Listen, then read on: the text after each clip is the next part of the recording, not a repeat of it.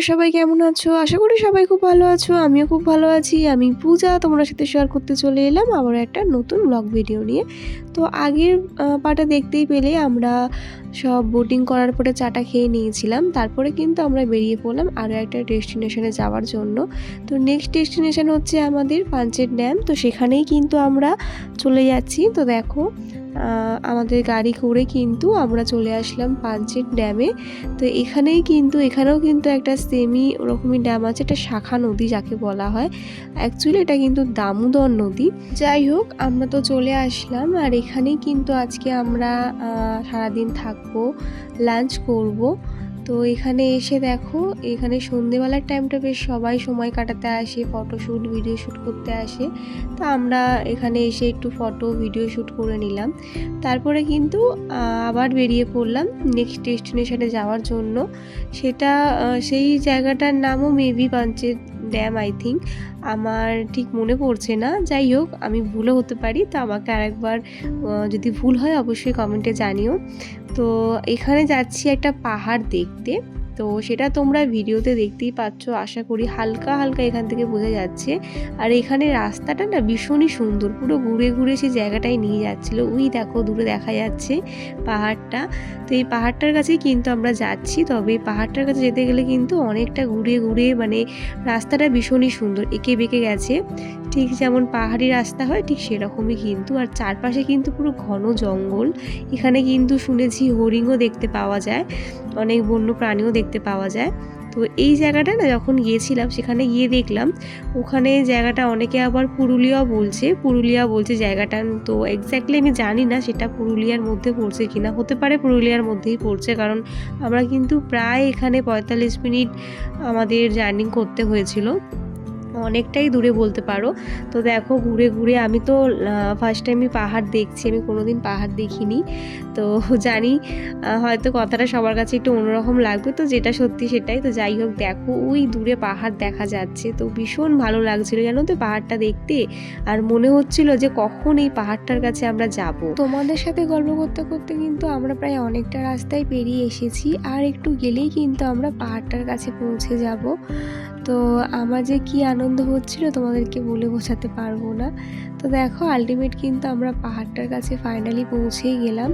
আর পাহাড়টার কাছে এসে দেখলাম যে এখানে একটা মন্দির আছে, যে মন্দিরটার মধ্যে কিন্তু রাধাকৃষ্ণের মূর্তি ছিল। আর মন্দিরটা দেখতে কিন্তু বেশ ভালো ছিল, সেই আগেকার যুগে যে মন্দিরগুলো হয় না একটু পুরনো পুরনো টাইপের, আদিবাড়ি টাইপের, সেরকম টাইপের কিন্তু মন্দিরটা ছিল। তো এখানে এসে আমরা একটু ফটোশ্যুট করলাম, আর দেখতেই তো পেলে মাম্মা মোর দুই দাদাভাইয়ের সাথে একটু ফটো তুললো। আজকে তো ওকে মানে কি বলবো, এক জায়গায় স্থির দেখাই যাচ্ছে না।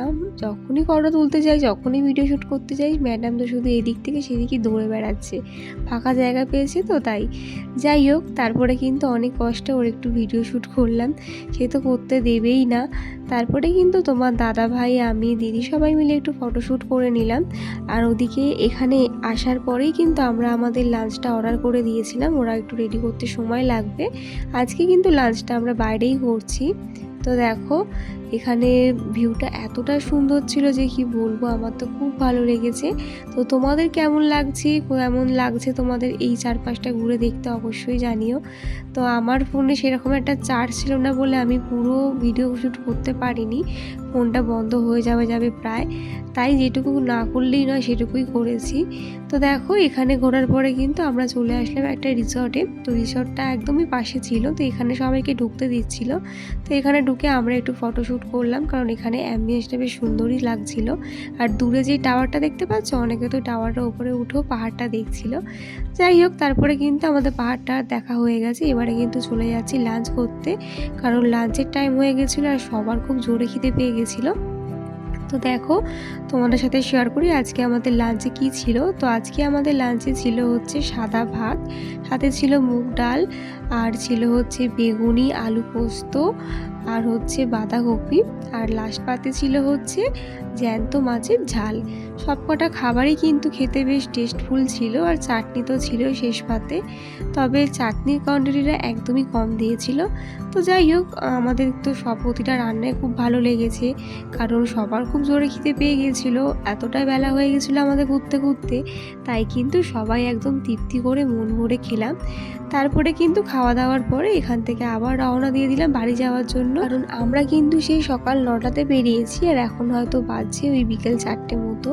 তাই এখান থেকে কিন্তু আমাদের বাড়ি যেতে প্রায় 1 ঘন্টা মতো সময় লাগবে।